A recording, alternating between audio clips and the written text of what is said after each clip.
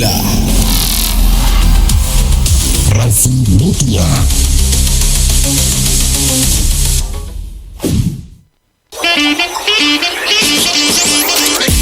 Sesaat lagi kita ikuti ngobrol bareng yang dipersembahkan oleh Radio Rasi FM, radio inspiratif dan informatif yang bisa ditonton di aplikasi X-Space Radio dan juga di rasiofm.co.id.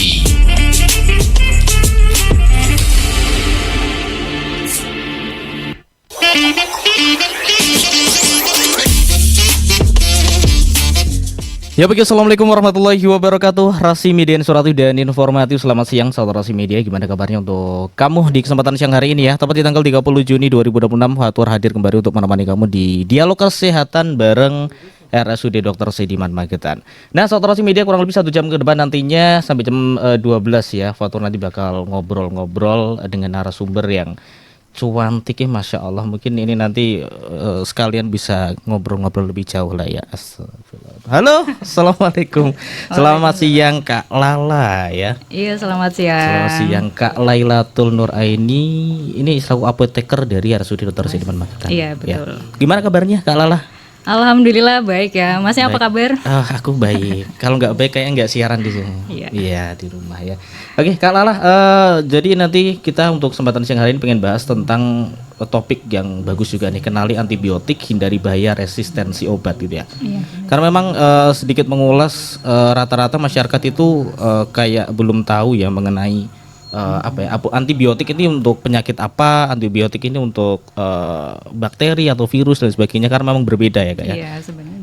Oke, nanti kita akan bahas, dan untuk sahabat Rasi Media yang pengen tanya-tanya nanti bisa langsung via WhatsApp ya di 0811 3020906. Tapi Kak Lala, sebelum nanti kita bahas untuk topik hari ini, mungkin bisa dong disapa dulu untuk sahabat Rasi Media di kesempatan siang hari ini sembari ya aktivitas Kak Lala seharian itu apa sih?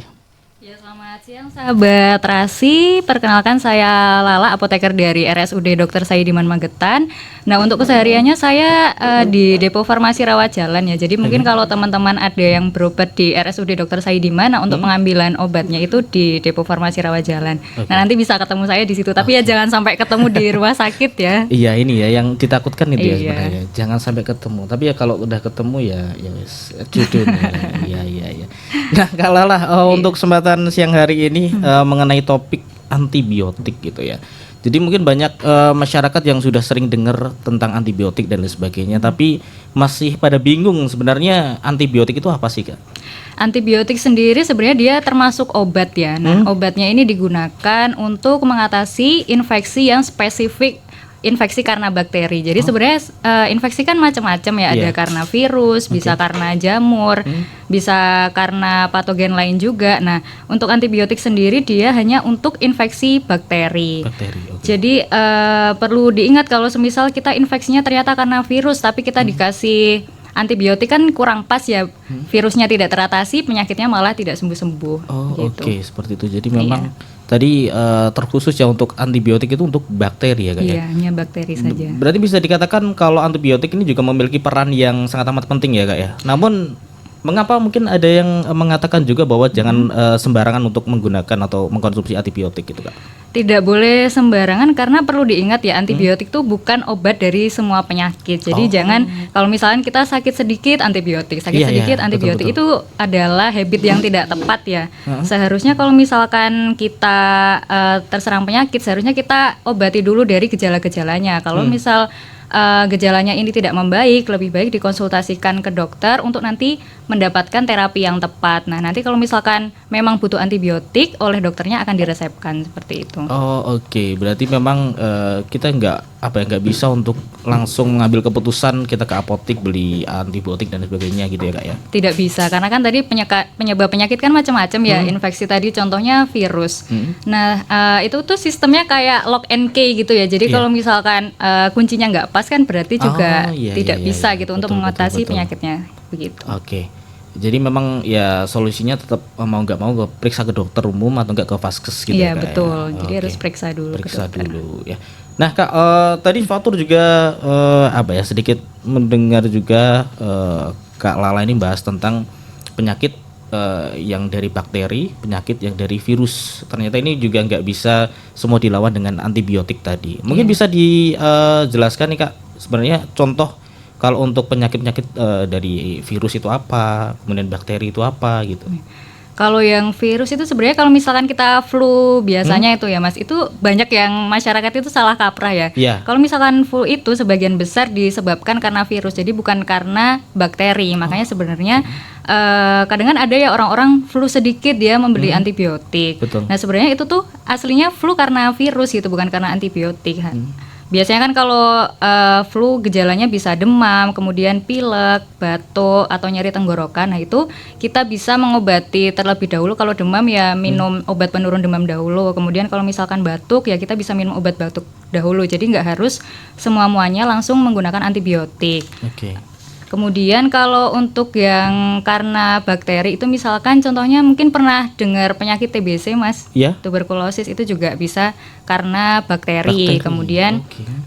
tipes, nah itu juga disebabkan karena bakteri. Nah penyakit-penyakit yang seperti ini yang membutuhkan antibiotik. Oke, jadi memang kalau untuk antibiotik memang terkhusus ya untuk penyakit yang disebabkan oleh bakteri gitu ya. Iya betul. Jadi nggak bisa kalau yang terindikasi virus itu pun nggak bisa sembarangan pakai antibiotik Iya dan tidak sebagainya. sembarangan pakai antibiotik. Tapi dari kakak juga menyampaikan bahwa kayak demam, batuk, pilek, sakit tenggorokan juga ini kan nggak selalu dari virus tadi ya kak ya. Iya. Mungkin ada tanda-tandanya kalau dari bakteri itu kak seperti apa? Kalau misalkan demam mungkin demamnya sudah lebih dari 3 hari. Kemudian kalau misalkan disertai batuk, nanti batuknya ada dahak yang warnanya kekuningan atau kehijauan, itu bisa juga indikasi dia infeksi karena bakteri. Tapi perlu digarisbawahi juga ya kalau misalkan itu kalau kita sudah mengkonsumsi obat-obat yang karena untuk mengobati gejalanya Mengobati tadi. gejala, ya. Kalau misalkan memang sudah tidak membaik, misal 3 hari kita masih demam dan tidak membaik, itu bisa dikonsultasikan ke dokter. Nah nanti dokter sendiri akan menilai nih apakah penyakitnya ini memang membutuhkan antibiotik atau tidak. Oke, seperti itu. Jadi memang bisa dikatakan bahwa penyakit yang gejalanya sama belum tentu penyebabnya juga sama ya kak? Betul, karena tadi kan ada macam-macam ya penyebabnya. Contoh si A demam nih, dia demamnya karena flu. Kemudian ada satu orang lagi dia demam misal karena dia diare gitu, diarenya karena infeksi. Nah itu kan terapinya sangat berbeda sekali ya, karena satunya karena virus, satunya karena bakteri tadi. Oke, jadi ya solusi yang paling terbaik ketika kita sakit ya tentu ke dokter gitu ya. Iya, diperiksakan ke dokter dulu gitu ya. Tapi mungkin ketika kita pergi ke dokter itu kita minta dengan sendirinya, dokter tolong berikan kita antibiotik dong dok. Tapi dari dokternya sendiri nggak memberikan antibiotik seperti itu. Itu sebenarnya alasan yang utama seperti apa sih kak? Karena kan penggunaan antibiotik tuh perlu kita waspadai karena ada namanya bahaya resistensi ya. Oke. Kita tuh nggak bisa minta ke dokter, dok saya minta antibiotik, itu tidak bisa ya, karena kan yang mendiagnosis dan menilai keparahan sakitnya kan dari dokternya. Betul. Bukan diri kita sendiri. Jadi jangan mendiagnosis diri sendiri, lebih baik dari dokternya yang menyarankan memang menggunakan antibiotik. Oke, seperti itu. Jadi memang nanti bisa timbul resistensi obat tadi kak ya. Iya betul. Dan itu nanti kita bakal bahas nih kak di segmen selanjutnya mengenai resistensi antibiotik, resistensi obat itu seperti apa, dampaknya juga seperti apa. Jadi untuk sahabat Rasi Media juga jangan kemana-mana, nanti tetap bareng Fatur dan juga Kak Lala nih ya, selaku apoteker dari RSUD Dr. Sediman Magetan dengan tema kenali antibiotik, hindari bahaya resistensi. Jadi jangan kemana. Rasi Media, dan informatif.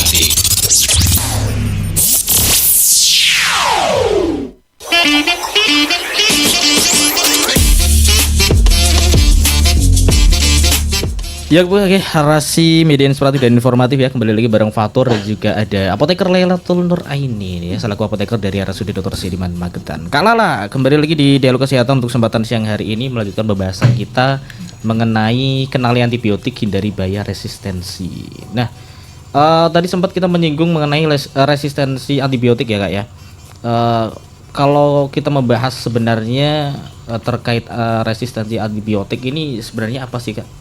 Resistensi antibiotik ini kondisi di mana bakteri itu sudah kebal terhadap antibiotik yang diberikan. Jadi yang kebal ini bukan tubuh kita ya, tapi bakterinya. Jadi ketika si bakteri ini terpapar antibiotik yang sama, nah ini antibiotiknya sudah tidak efektif karena bakterinya tadi sudah menciptakan kekebalan tubuh, begitu. Jadi resisten. Kalau mungkin apa ya, yang lebih mudah lah dipahami mungkin untuk sahabat Rasi Media untuk resistensi ini contohnya apa sih mungkin? Contohnya semisal di tubuh kita terinfeksi ada 10 bakteri gitu. Seharusnya kita misal pengobatan antibiotik harusnya 5 hari nih, tapi kita di hari ketiga sudah berhenti karena mungkin dirasa tubuhnya sudah membaik gitu ya. Nah, itu kan berarti dari 10 bakteri ada tersisa bakteri yang tidak mati. Harusnya kan pengobatannya harus tuntas ya, bakterinya semuanya mati. Nah, kalau misalkan ada yang tidak mati tadi, dia akan menciptakan kekebalan tubuh. Nah, sistem kekebalan tubuh, jadi contohnya ada beberapa antibiotik dia yang menyerang dinding bakterinya tadi. Nah, karena dia itu resisten, dia menciptakan kekebalan tubuh dengan dinding bakteri yang semakin kuat. Oleh karena itu ketika antibiotiknya itu diberikan lagi menjadi tidak efektif. Nah, perlu diingat juga kalau misalkan resistensi ini bisa menular ke orang lain. Jadi kayak semisal si A dia mengkonsumsi antibiotik yang A itu mungkin dia masih bisa efektif gitu karena dia tertular bakteri yang sudah resisten tadi. Seperti kita ketahui ya, untuk penularan infeksi ini kan bisa beragam ya, sekarang itu bisa melalui droplet, bisa melalui udara. Nah, karena dia tadi terinfeksi oleh bakteri yang resisten, antibiotik A tadi menjadi tidak efektif. Jadi dia harus mengganti antibiotik yang lain. Tapi kalau untuk orang awam agar mengetahui kalau dia ini terkena resistensi obat seperti apa sih, Kak? Untuk tahunya mungkin dia sudah menggunakan antibiotik nih, semisal dia menggunakan antibiotik A, kemudian pengobatannya sudah tuntas, tapi setelah pengobatannya tuntas ini dia penyakitnya nggak sembuh-sembuh gitu. Itu bisa menjadi salah satu tanda-tanda sih seperti itu. Bisa dikatakan bahwa berarti memang resistensi antibiotik ini ketika kita mengkonsumsi antibiotik yang mungkin biasa kita konsumsi, itu jadi nggak berefek apa-apa gitu ya? Iya, jadi tidak berefek apa-apa karena kan tadi bakterinya belum mati. Betul. Apa seberbahaya ini nggak untuk resistensi antibiotik ini? Dampaknya apa sih? Dampaknya yang pertama itu pengobatannya menjadi lebih sulit karena kan pilihan antibiotiknya itu menjadi lebih sempit ya, karena ada beberapa antibiotik yang sudah tidak bisa digunakan lagi. Sehingga kita harus mencari antibiotik lain nih yang sekiranya masih efektif untuk pasien tersebut. Kemudian yang kedua, biaya pengobatannya juga bisa semakin mahal karena kan tadi mungkin kita bisa menggunakan antibiotik biasa manjur nih, kemudian ternyata antibiotik yang biasa ini kita sudah resisten, berarti kan kita harus bisa naik grade yang di atasnya, atau mungkin bisa durasi terapinya menjadi lebih panjang. Otomatis kan untuk pengobatannya juga biayanya menjadi lebih mahal ya. Kemudian yang ketiga, masa perawatannya bisa lebih lama tadi yang sudah saya sebutkan ya, biasanya 5 hari sudah sembuh, tapi karena bakterinya ini belum mati, dia membutuhkan waktu yang lebih lama untuk membunuh si bakteri tadi. Kemudian yang efek yang paling parah itu bisa terjadi resiko kematian karena semisal semua antibiotik sudah tidak efektif kan, berarti tidak ada obat lain lagi nih yang bisa digunakan untuk mengatasi infeksinya tadi.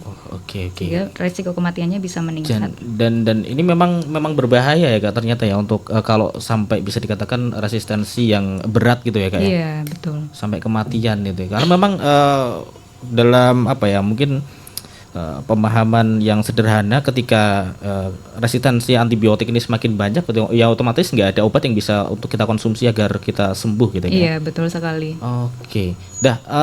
Tapi apa sih sebenarnya kebiasaan, Kak, yang membuat kita atau mungkin sahabat Rasi Media yang terkena penyakit mungkin akhirnya terkena resistensi antibiotik ini? Yang pertama itu kita membeli antibiotik tanpa resep dokter. Mungkin ada sebagian orang ya, dia langsung datang ke apotek untuk membeli antibiotik, padahal sebenarnya kan dia tidak membutuhkan antibiotik tadi ya. Jadi padahal belum tentu penyakitnya tadi butuh antibiotik.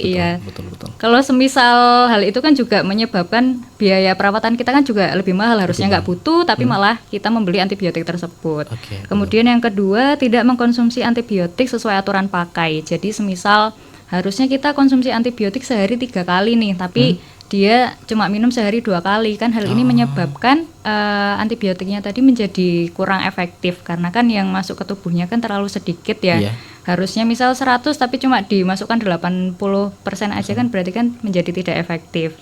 Kemudian mungkin kalau untuk teman-teman yang mengkonsumsi antibiotik biar tidak terlupa mungkin bisa dipasang alarm ya. Jadi untuk mengingatkan sebagai reminder agar tidak lupa untuk meminum obatnya. Kemudian yang ketiga, menghentikan antibiotik tanpa konsultasi. Jadi ya seperti yang sudah saya jelaskan tadi, kalau misalkan dirasa sudah sembuh kan kadang ada beberapa sebagian orang ini menghentikan pengobatannya ya. Kadang ada yang eman-eman juga. Saya simpen aja lah buat nanti terapi kalau misal saya terkena gejala lagi. Nah, hal itu tidak tepat ya. Karena kan betul. Pengobatannya menjadi tidak tuntas yang sebelumnya.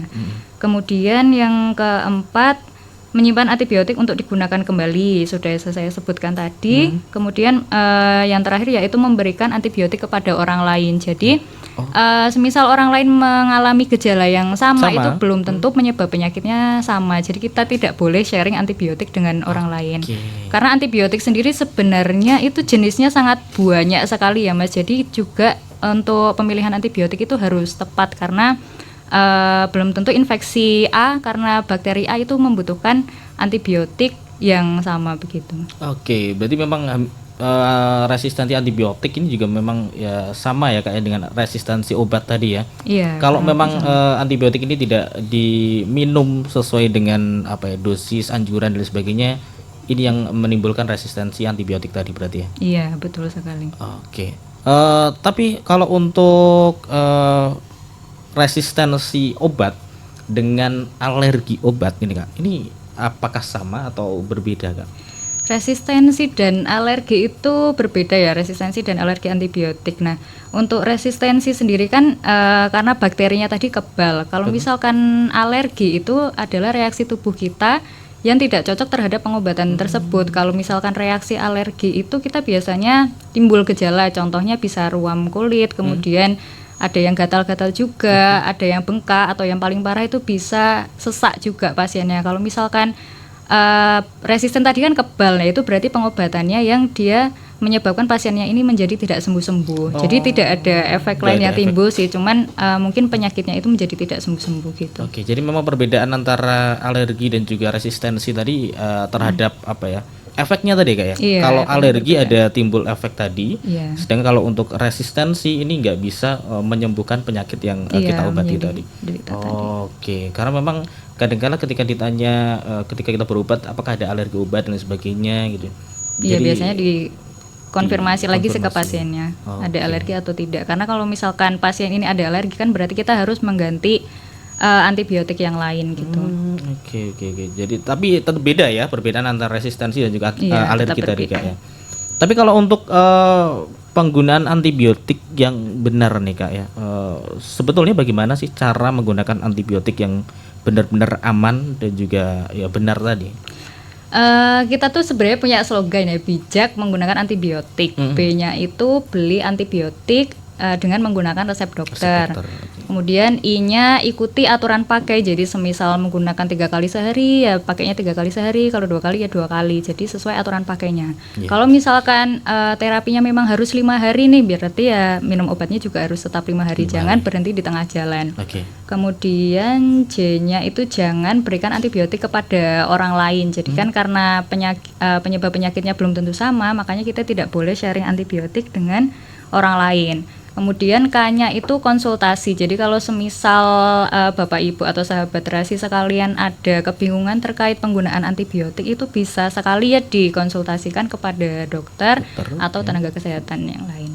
Oke, jadi memang ada beberapa tadi ya cara penggunaan antibiotik dan lain sebagainya, dan juga kebiasaan-kebiasaan yang memang harus dihindari. Salah satunya menghentikan antibiotik ketika merasa sudah sehat tadi Kak ya. Iya, betul. Berarti itu nggak benar ya, tetap harus dihabiskan atau? Iya, tetap harus dihabiskan. Mungkin kan merasa sehat karena bakterinya jumlahnya udah lebih dikit ya. Padahal sebenarnya di dalam tubuh itu bakterinya belum habis nih, belum tuntas pengobatannya. Makanya tetap harus dilanjutkan sampai habis agar bakterinya tadi benar-benar teratasi begitu. Berarti memang bisa dikatakan kalau kalau sudah sembuh berarti tetap tidak boleh untuk menghentikan antibiotik itu. Iya, tidak boleh menghentikan. Jadi harus selesai satu line terapinya dulu baru dihentikan pengobatannya. Bisa dikatakan tetap mau nggak mau mengikuti aturan dari dokter ya, Iya. sesuai dosis dan juga. Mungkin kalau misalkan obat-obatan yang cuma untuk gejala kayak misalkan batuk, nah itu kalau misalkan kita sudah sembuh boleh itu dihentikan. Oke. Tapi kalau misalkan antibiotik itu Antibiotik? tetap harus dihabiskan. Oke, Jadi jadi tetap dilanjutkan pengobatannya. perbedaannya di situ ya Kak ya. Iya. Oke. Nah, mungkin ada pendengar yang pernah mengalami situasi seperti ini Kak, kayak setelah pengobatan selesai ternyata masih ada sisa antibiotik di rumah. Yang perlu dilakukan seperti apa? Harusnya sih tidak ada sisa antibiotik Tidak ya ada Mas. sisa, Bagusnya oke. tidak ada sisa antibiotik kecuali antibiotiknya itu. Jadi antibiotik itu ada banyak bentuk sediaannya ya. Ada yang tablet, ada yang sirup, kemudian ada yang untuk tetes mata itu kan ada. Nah kalau misalkan obat-obatannya tetes mata kan kita biasanya pakai itu tidak selalu sampai habis kalau Betul. yang tetes mata karena kan ada durasi terapinya misal cuma 7 hari gitu. Iya. Kalau sudah 7 hari itu anggapannya kan bakterinya sudah mati. Iya. Nah kalau semisal kita masih punya sisa-sisa antibiotik itu bisa dimusnahkan ya. Untuk pemusnahan antibiotik sendiri perlu diingat kalau memusnahkan antibiotik tidak boleh langsung dibuang ke saluran air. Iya. Karena bisa menyebabkan bakteri yang resisten terhadap lingkungan. Jadi kalau untuk pemusnahannya sendiri bisa dicampur dengan tanah atau bisa pakai pasir kucing itu baru dibuang gitu.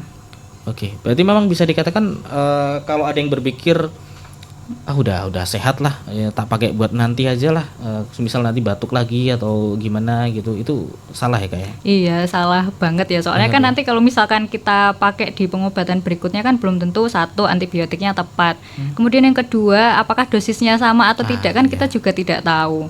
Kemudian lama terapinya juga kita tidak bisa menentukan kan kira-kira berapa hari untuk bisa sembuh. Oke, tadi juga Kak Lala menyampaikan bahwa contohnya kayak tetes mata gitu ya Kak ya. Iya. Ini kebiasaan masyarakat, Fotor pun juga yakin ada yang mungkin minjemin tetes mata ke orang lain dan sebagainya. Sedangkan tadi Kak Lala pun juga menyampaikan bahwa tidak bisa untuk meminjam sharing gitu ya. Ini seperti apa yang perlu ditegaskan lagi mungkin? Kalau tetes mata kan juga tidak bisa sharing karena kan mungkin ada bakteri yang tersisa juga ya di tutup tetes matanya. Kalau misalkan jenengan pakai yang dari orang lain kan bisa saja entah infeksinya makin parah atau misalkan ternyata bakterinya yang di mata tadi sudah resisten kan menjadi penyakitnya lebih parah lagi gitu. Oke, jadi tetap ya mau nggak mau harus diubah itu pola pikir itu ya. Yang seperti harus dirubah sih. Oke. Nah, Kak Lala, apa saja prinsip utama penggunaan antibiotik ini yang benar agar manfaatnya optimal dan tidak menimbulkan resistensi? Penggunaannya itu harus tepat. Jadi kalau misalkan pertama cara mendapatkannya tadi ya harus didapatkan dari fasilitas kesehatan yang resmi seperti apotek atau rumah sakit dan harus saya ingatkan harus dengan resep dokter. Betul. Kemudian untuk penggunaannya tadi juga harus sesuai aturan pakai yang sudah tertulis. Jadi misalkan kita kalau di rumah sakit itu kan setiap obat diberikan etiket obat ya. Nah di situ sudah tertera misal 3 kali sehari jam berapa saja harus minum obatnya. Itu harus sesuai dengan yang tertera di situ. Kemudian ya tadi untuk penggunaan antibiotik ini harus dihabiskan. Tapi kalau Kak Lala ini sebagai apoteker sendiri, peran apoteker dalam penggunaan antibiotik yang bijak ini seperti apa sih? Untuk peran kami sebenarnya di pelayanan itu kita juga melakukan edukasi ya ke pasien. Jadi setiap ada pasien yang mendapatkan antibiotik kita biasanya konfirmasi lagi ke pasiennya apakah ada alergi atau tidak. Karena kalau misalkan ada alergi kan berarti harus diganti ya antibiotiknya. Kemudian saat kita menyerahkan obat itu juga diedukasi pasiennya terkait cara penggunaannya, kemudian waktu penggunaannya kapan saja, lama terapinya berapa lama. Biasanya kita juga ditekankan untuk antibiotik itu harus dihabiskan gitu ke pasiennya. Setiap ada pasien yang mendapatkan antibiotik. Kemudian kita juga melakukan penyuluhan juga ya ke pasien-pasien ini terkait bahaya resistensi antibiotik tadi. Jadi agar masyarakat itu juga lebih aware terkait pengobatan yang diterima. Nah biasanya kalau misalkan pasien mendapatkan antibiotik itu biasanya kita jelaskan sih kalau ini tuh antibiotik obat ini kan kadang ada beberapa masyarakat itu tidak awam ya dengan nama-nama antibiotik. Makanya biasanya kita jelaskan kalau ini antibiotik minumnya sekian-sekian dan harus dihabiskan. Oke. Tapi mungkin dari masyarakat ada yang masih bingung dan juga sembarangan untuk cara penyimpanan antibiotik gitu kan. Yang sebenarnya yang paling tepat itu seperti apa sih Kak? Kalau untuk penyimpanan antibiotik sendiri yang penting di tempat yang kering dan tidak lembab ya. Jadi agar obatnya ini tidak rusak. Kalau misalkan obatnya rusak ini kan menjadi tidak bisa digunakan lagi. Iya. Ya. Oke, jadi seperti itu. Oh iya, ini ada yang bertanya nih Kak ya. Mungkin terkait lebih kepada gini Kak. Tak simpelkan aja ya pertanyaannya. Iya. Ketika datang ke rumah sakit, kita ambil obat gitu Kak. Kan tadi ditanya apakah ada alergi dan sebagainya untuk antibiotik, dan kita nggak tahu gitu Kak ya. Nggak tahu kita punya alergi atau enggak, dan ketika kita ke rumah dan sudah mengkonsumsi ternyata ada alergi untuk antibiotik itu. Yang perlu dilakukan seperti apa Kak? Kalau misalnya tidak tahu ada alergi dan ketika pulang ternyata pasiennya alergi nih terhadap obat tersebut. Nah, kalau di rumah sakit itu kita punya layanan ya namanya Silaksmana. Jadi di situ tertera nomor teleponnya Depo Farmasi Rawat Jalan. Jadi bisa dikonsultasikan ke kami ya terkait kalau misalkan mengalami efek samping bagaimana. Nah, biasanya untuk penanganan pertama itu dihentikan dulu obatnya, baru nanti silahkan datang ke fasilitas pelayanan kesehatan. Jadi mungkin bisa dilakukan pergantian antibiotik lain. Karena kan tadi sebenarnya kumannya belum mati ya, makanya harusnya diganti dengan antibiotik yang lainnya kalau misalkan memang timbul reaksi alergi. Oke, jadi memang tetap harus dikonsultasikan tadi Kak ya? Iya, dan betul. bisa ke Silaksmana ya Kak? Iya, Silaksmana. Oke, jadi itu ya sahabat Rasi Media. Jadi tetap dihentikan terlebih dahulu kalau memang ngerasa timbul efek samping yang kayak apa ya, mungkin gatal gitu kayak. Bisa gatal, bisa ruam. Tapi perlu diingat juga ya, nanti kan sebenarnya beberapa antibiotik itu juga menyebabkan efek samping ya. Nah, itu, bedanya betul. efek samping sama alergi. Betul. Nah, kalau misalkan alergi itu kan sudah saya sebutkan tadi ya, ada gejalanya seperti ruam, kemudian ada gatal, ada bengkak, kemudian kalau yang parah itu bisa sesak juga. Nah, kalau misalkan efek samping itu kalau yang umum itu biasanya diare. Jadi kan karena menggunakan antibiotik berarti bakteri di saluran pencernaan kita kan juga mungkin beberapa ikut terbunuh ya. Cuman kan nggak semua orang mengalami hal tersebut. Nah, mungkin kalau timbul tanda-tanda diare itu bisa karena efek samping obat tadi. Kalau misalkan dirasa efek sampingnya tadi tidak mengganggu ya berarti penggunaan antibiotiknya tidak apa-apa sih, masih diteruskan. Tapi kalau misalkan sudah mengganggu silahkan dikonsultasikan kembali gitu. Oke, tetap berarti kalau simpelnya kayak mungkin alergi tadi kayak timbul ruam, gatal gitu ya kayak. Tapi kalau mungkin kayak ya diare dan sebagainya itu mungkin salah satu proses dari antibiotik itu juga ya untuk membuang bakteri-bakteri. Jadi seperti itu sahabat Rasi Media ya. Tapi tetap yang untuk sahabat Rasi Media ingin lebih amannya gitu bisa langsung konsultasi aja ke Silaksmana ya, Kak ya, agar memang kita tahu yang harus kita lakukan ke depannya seperti apa gitu. Nah, oke, Kak Lala, nanti kita bakal bahas lebih lanjut lagi terkait resistensi dan juga antibiotik. Tentunya untuk sahabat Rasi Media yang ingin bertanya juga bisa langsung saja nanti via WhatsApp di 081130200906. Kita break terlebih dahulu, jadi jangan.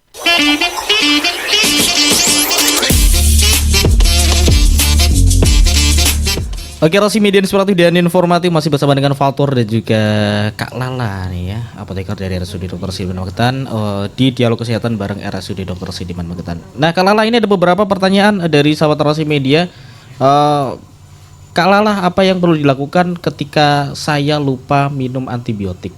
Ketika lupa minum antibiotik betul. Ya. Yang pertama kalau misalkan minumnya sehari 3 kali ya contohnya.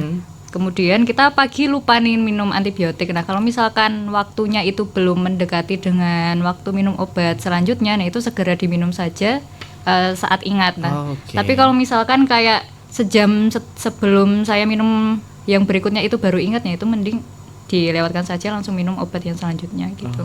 Jadi kalau misalkan sudah terlalu dekat dilewati saja. Tapi kalau misalkan masih jauh tetap diminum nggak apa-apa. Tapi yang terbaik itu jeda ketika minum obat itu berapa jam sih Kak? Itu tergantung ya. Kalau misalkan sehari 2 kali itu sebenarnya bukan pagi dan malam ya. Nah, kan sekarang kan yang banyak salah persepsi kan seperti itu ya. Betul. Kalau misalkan sehari 2 kali itu seharusnya tiap 12 jam. Jadi semisal kita minum jam 7 pagi, nah nanti berarti kita minum obat lagi jam 7 malam. Jadi bukan pagi dan sore ya. Kalau sehari 3 kali juga nanti setiap 8 jam. Jadi jam 6 pagi, kemudian jam 2 siang, kemudian selanjutnya begitu. Oke, jadi jedanya tadi kalau mungkin 2 kali sehari 12 jam, kalau untuk 3 kali sehari jedanya 8 jam gitu ya. Iya, betul. Jadi bukan berarti kalau 2 hari minum pagi terus sama malam gitu enggak ya? Enggak, ya ada tetap harus aturan mengikuti gitu ya? jamnya. Kemudian kalau misalkan sehari sekali juga, kalau hari ini minumnya pagi ya besok minumnya pagi, jangan hari ini pagi nanti besoknya siang, kan itu menjadi tidak pas ya. Oke, tapi efeknya nanti ke depannya seperti apa sih Kak kalau sampai kita asal-asalan lah minumnya? Kalau di sini kita bicara antibiotik ya, jadi kayak semisal harusnya dosis yang masuk di tubuh kita itu bisa membunuh bakterinya ini tadi. Tapi kalau misalkan kita telat minum obat kan berarti ada gap waktunya ini nih. Betul. Antibiotik bakterinya kan berarti masih hidup tuh di fase ini. Nah, hari ini bisa menyebabkan bakterinya tadi juga menjadi lebih kuat gitu karena kan tadi tidak diminumkan antibiotik itu. Oke, jadi tetap mau nggak mau harus sesuai dengan aturan tadi ya. Iya, betul sesuai aturan pakainya. Ini ada satu lagi nih, Kak Lala. Saya sering membeli antibiotik di apotek karena sudah hafal obat yang biasa saya konsumsi. Apa kebiasaan ini aman nggak? Harusnya itu tidak aman ya, karena kan tadi juga sudah saya jelaskan untuk penyebab infeksi kan bisa beragam. Demam yang sekarang itu belum tentu sama dengan demam yang sebelumnya gitu. Jadi sebaiknya kalau misalkan memang sekiranya itu terapinya membutuhkan antibiotik ya diperiksakan saja ke dokternya. Nanti dokter yang akan menilai untuk penyakitnya itu butuh antibiotik atau tidak. Kalau misalkan memang tidak butuh antibiotik ya nanti biasanya tidak diberikan, hanya untuk obat-obat yang mengatasi gejalanya saja, tidak diberikan antibiotik gitu. Oke, jadi mungkin untuk kebiasaan itu harus benar-benar diubah gitu ya. Iya, seharusnya dirubah ya, apalagi kalau misalkan ternyata kita sudah biasa nih pakai antibiotik, contohnya amoksisilin. Iya.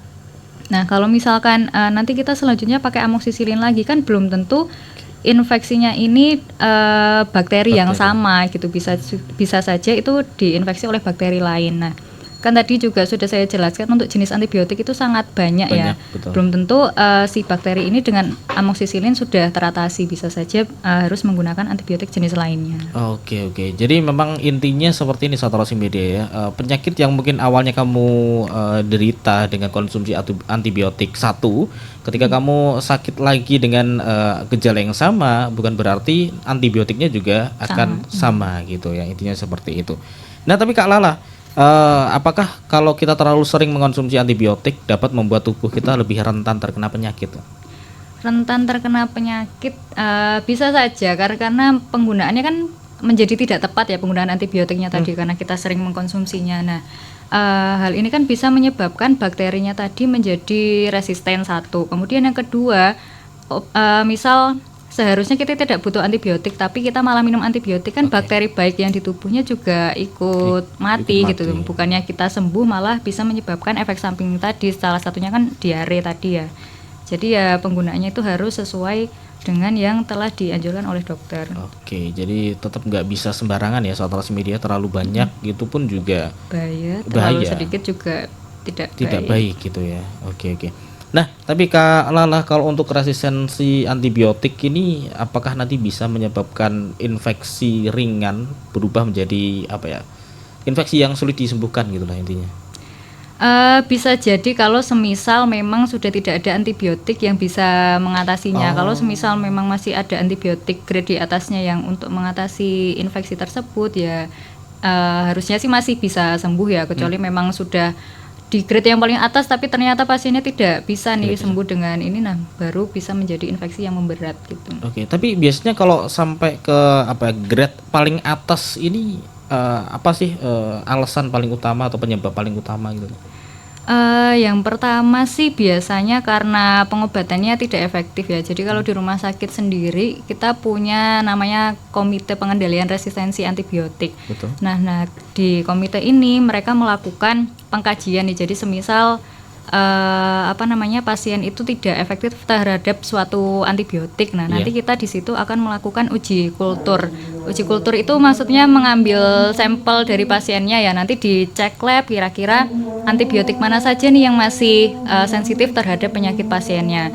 Nah, biasanya kita menggunakan sesuai data hasil labnya tadi. Nah, kalau misalkan ternyata yang di hasil lab ini tadi sudah tidak efektif, berarti kan kemungkinan bakterinya ini sudah resisten gitu loh terhadap antibiotik yang sudah ada, sehingga membutuhkan antibiotik lain yang mungkin lebih kuat. Itu pun kalau bisa ya, kalau Mas. Bisa, betul. Kalau tidak bisa kan berarti bisa menyebabkan resiko kematian pasien tadi. Nah, itu memang sangat amat berbahaya saat Rasimedia untuk resistensi antibiotik ini. Jadi tentunya ketika kamu mengkonsumsi resistensi antibiotik, usahakan tetap mengkonsumsi sesuai dengan dosis, sesuai dengan anjuran dari dokter.